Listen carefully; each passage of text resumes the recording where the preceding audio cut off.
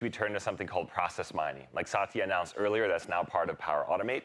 And what process mining does is it ingests data from your systems of record. So it can be Dynamics, SAP, Oracle, ServiceNow, you name it, we can probably connect to it. And it takes all that data and gives you a view of how your business actually runs. What are the common workflows and processes?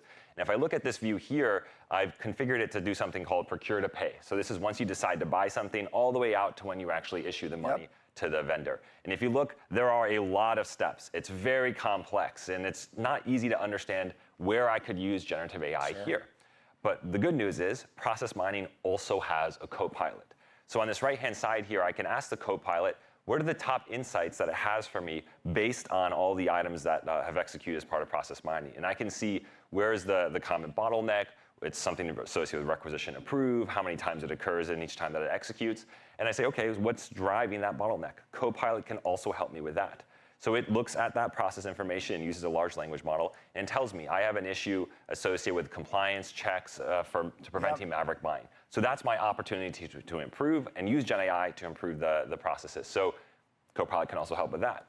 I can ask it to address my bottleneck, and it'll make suggestions for Power Automate and Power Apps. And I can look here, is this hands off to the Copilots there, so I can get a workflow to automate tasks, or a Power App to help me go and track these requisitions. And if we go to the future, by 2025, 70% of enterprise apps will be built with low-code tools like Power Platform, and process mining makes it easy to identify and bring AI to bear.